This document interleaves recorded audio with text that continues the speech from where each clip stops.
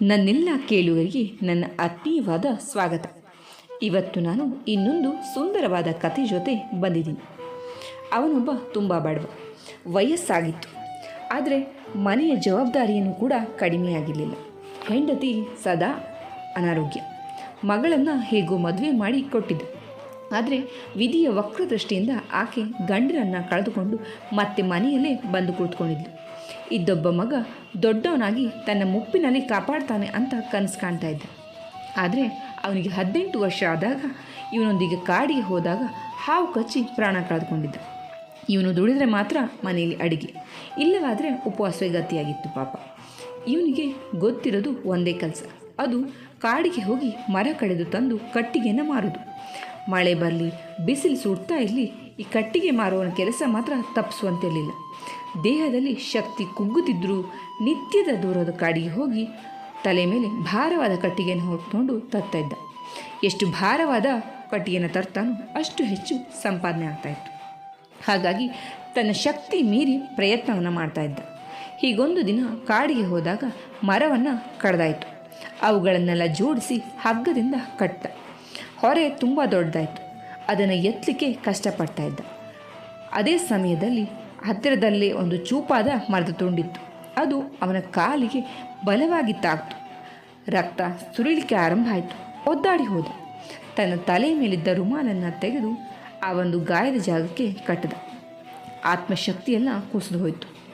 ತನ್ನ ಸ್ಥಿತಿಯ ಬಗ್ಗೆ ಅವನಿಗೆ ದುಃಖ ಉಮ್ಮಳಿಸಿ ಬರ್ತಾಯಿತ್ತು.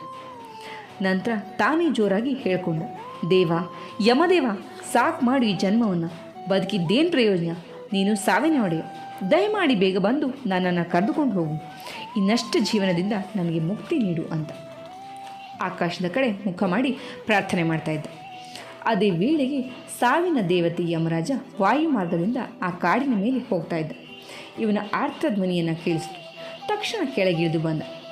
ಅಳ್ತಾಗಿ ಕೂತಿದ್ದಂಥ ವ್ಯಕ್ತಿಯನ್ನು ಕಂಡು ಅವನ ಹೆಗಲ ಮೇಲೆ ಕೈ ಇರಿಸಿ, ಯಾಕಪ್ಪ ನನ್ನನ್ನು ಕರೆದೆ ಅಂದ. ಗಾಬರಿಯಿಂದ ಈತನಿದ್ದ. ಸ್ವಾಮಿ, ತಾವ್ಯಾರು, ಎಲ್ಲಿಂದ ಬಂದಿರಿ ಅಂತ ಕೇಳ್ದ. ಆಗ ಯಮರಾಜ, ನಾನು ಸಾವಿನ ದೇವತೆ, ನೀನು ಕರೆದೆ ಅಲ್ಲ, ಅದಕ್ಕೆ ಬಂದೆ ಅಂದ. ಈತ ಗಾಬರಿಯಾಗ್ಬಿಟ್ಟ. ಮೈ ಬೆವರ್ಲಿಕ್ಕೆ ಶುರುವಾಯಿತು. ಎದ್ದು ನಿಂತು ಕೈ ಮುಗಿದು ಹೇಳ್ದ, ಸ್ವಾಮಿ ಯಮದೇವ, ನಾನು ಜೀವನ ಸಾಕಾಯ್ತು ಅಂತ ನಿನ್ನನ್ನು ಕರಲಿಲ್ಲ. ಈ ಕಟ್ಟಿಗೆ ಭಾರ ತುಂಬಾ ಇತ್ತು. ಹೊರೆನ ಹೊರೋದು ತುಂಬ ಕಷ್ಟ ಆಗ್ತಿತ್ತು. ತಲೆ ಮೇಲೆ ಇಡ್ಲಿಕ್ಕಾಗ್ತಾ ಇರಲಿಲ್ಲ. ದಯವಿಟ್ಟು ಸ್ವಲ್ಪ ಎತ್ತಲು ಸಹಾಯ ಮಾಡ್ತೀಯಾ ಅಂತ ಕರೆದೆ. ಇನ್ನು ಮೇಲೆ ನಿನ್ನನ್ನು ಕರೆಯೋದಿಲ್ಲ. ನನಗೂ ವಯಸ್ಸಾಯ್ತಲ್ಲ, ಅಕಸ್ಮಾತು ಮರವೇಲೇನಾದರೂ ಕರೆದು ಬಿಟ್ಟರೆ ನೀನು ಬರಬೇಡ, ಮತ್ತೆ ನಾನು ಚೆನ್ನಾಗಿದ್ದೀನಿ. ಯಮರಾಜನ ಕೈಯಿಂದ ಹೊರೆಯನ್ನು ಹೊರಿಸ್ಕೊಂಡು ಸಾವಿನಿಂದ ಪಾರಾದ್ನಲ್ಲ ಅಂತ ಕುಣುಕೋತ ಮನೆಗೆ ನಡೆದ. ಆತ್ಮೀಯರೇ, ಈ ಒಂದು ಕಥೆಯನ್ನು ಹೇಳಲಿಕ್ಕೆ ಕಾರಣ ಇಷ್ಟೆ. ನಮ್ಮೆಲ್ಲರಿಗೂ ಕೂಡ ಹಾಗೆ ಒಂದೊಂದು ಕ್ಷಣ ಜೀವನನೇ ಯಾಕಪ್ಪ ಇದೆ, ಸಾಕನ್ಸ್ಬಿಡ್ತಿದೆ, ಭಗವಂತ ನನ್ನನ್ನು ಕರ್ಕೊಂಬಿಡು ಅಂತ ಎಷ್ಟೋ ಬಾರಿ ಹೇಳ್ತೀವಿ.